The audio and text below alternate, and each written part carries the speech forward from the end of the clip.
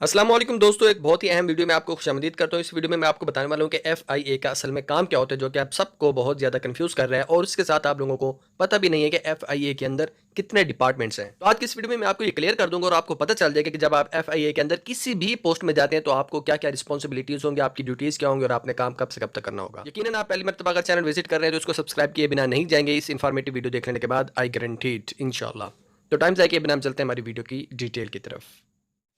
FIA का सबसे पहले काम क्या होता है? करप्शन को रोकना। जी, जहां पर भी छापा मारना होता है, आपने सुना होगा कि फलां सरकारी दफ्तर में इन्होंने छापा मारा और उसको अपने साथ ले गए।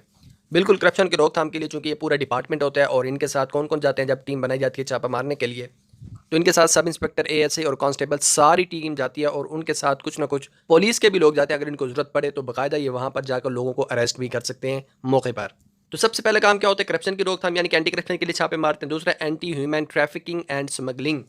स्मगलिंग का लफ्ज़ तो आपने सुना होगा, लेकिन यहाँ पर ये आम स्मगलिंग की बात नहीं कर रहे बल्कि इंसानों की स्मगलिंग की बात कर रहे हैं। जैसे कि आपने सुना होगा इलीगल तरीक़ों से लोग जो हैं वो एक मुल्क से दूसरे मुल्क जा रहे हैं या फिर लोगों को बेचा जा रहा है, तो उसको हम इंसानों की स्मगलिंग कहते हैं। इसको रोकना भी किसकी जिम्मेदारी होती है? एफआईए की जिम्मेदारी होती है। उसके साथ काउंटर टेररिज्म ऑफ कोर्स, यानी कि जो टेररिस्ट होते हैं उनको पकड़ना, उनको देखना और उनके ऊपर जो है ना सिक्योरिटी रखना, पकड़ना, उनके ऊपर छापे मारना, ये भी इनकी जिम्मेदारी होती है और ये भी आप लोगों को परफॉर्म करनी पड़ेगी।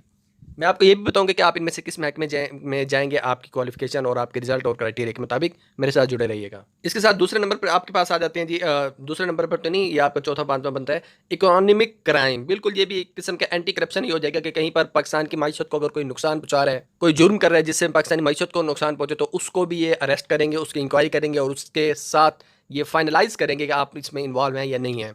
अगर वो इन्वॉल्व हो जाते तो उसको फिर क्या करेंगे? सजा देंगे और उसके साथ जितना वो नुकसान पहुंचा चुका होगा उस नुकसान का खमियाजा भी ये पूरा करवाएंगे। नेक्स्ट आ जाता है electricity, gas, oil anti theft unit. इन चीज़ों की जो चोरी करने वाले होते हैं उनके गिरबान तक पहुंचना भी एफआईए की जिम्मेदारी होती है।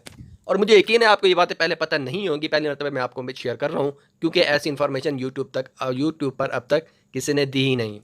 तो जिस इदारे में आप काम करने जा रहे हैं, कम से कम उस इदारे की डिटेल तो आपको पता होना कि आप क्या काम करने वाले हैं और किस डिपार्टमेंट में जाने वाले हैं।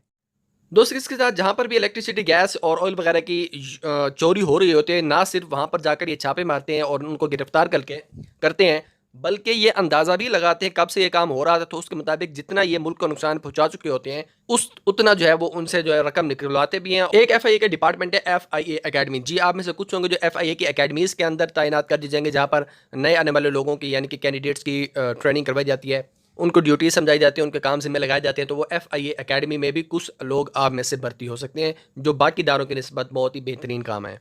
नेक्स्ट आपके पास आ जाता है जी इमिग्रेशन। इमिग्रेशन आपने सुना होगा कि गैर मुल्कों में आना जाना, ये भी देखभाल करते हैं कि जो शख्स गैर मुल्क में आ जा रहा है वो लीगल तरीके से आ रहा है और जा रहा है, कहीं मुल्क में उसके ऊपर कोई पाबंदी तो नहीं है। जैसे कि आपने सुना होगा अभी शहबाज शरीफ साहब बाहर जा रहे थे तो एफआईए ने उनको वहीं पर रोक दिया और उसके साथ दो तीन और भी इदारे वाले लोग थे, लेकिन ये भी शामिल थे कि आप बैरून मुल्क नहीं जा सकते, आपके ऊपर ये रुकावटें हैं। इसके साथ नेक्स्ट आपके पास आ जाते हैं इंटेलेक्चुअल प्रॉपर्टी राइट्स। ठीक है जी, कहीं पर कोई प्रॉपर्टी की धोखाधड़ी हो रही होती है या फिर जो ओवरसीज़ पाकिस्तानीज़ हैं उनका रह तो बाहर रहे हैं, लेकिन अगर उनका मसला हो जाता है पाकिस्तान के अंदर कहीं पर प्रॉपर्टी का, तो फिर उस प्रॉपर्टी के मसले को सुनना और उसके लिए प्रॉपर सोल्यूशन ढूंढना वो भी एफआईए की जिम्मेदारी होती है। नेक्स्ट आ जाता है आपके पास इंटीग्रेटेड बॉर्डर मैनेजमेंट सिस्टम। यकीनन बॉर्डर को मैनेज करना और उसका ख्याल रखना, देखभाल करना, ये भी एफआईए की जिम्मेदारी होती है क्योंकि दूसरे ममालिक के साथ बॉर्डर जब मिलता है तो वहाँ से भी स्मगलिंग का बहुत ज़्यादा चांस होता है, तो इसको रोकना भी इसकी जिम्मेदारी होती है। नेक्स्ट है जी national response center for cyber crime. Cyber crime में भी एफआईए का बड़ा अहम किरदार है और ये आजकल एफआईए के ऊपर बहुत बड़ी जिम्मेदारी लगी हुई है कि साइबर क्राइम्स को रोकना। साइबर क्राइम का होता है ये जो नेट के ऊपर दो नंबरी की जाती है, चोरियाँ की जाती हैं, ब्लैकमेलिंग की जाती है, मुख्तलिफ चीज़ों को यानी कि नेट के ज़रिए किसी को नुकसान पहुंचाना, ये साइबर क्राइम होता है। तो साइबर क्राइम को कंट्रोल करने का भी ये विंग होता है। तो ये डिपार्टमेंट्स और ड्यूटीज़ हैं एफआईए की जो मैं आपके साथ शेयर। आप इनमें से किस में जा सकते हैं ये आपकी मर्ज़ी होती ही नहीं है, ये डिपार्टमेंट की मर्ज़ी होती है। फेडरल इन्वेस्टिगेशन एजेंसी की अपनी मर्ज़ी होती है कि किस शख्स को वो किस विंग में डालेंगे, किस डिपार्टमेंट में डालेंगे।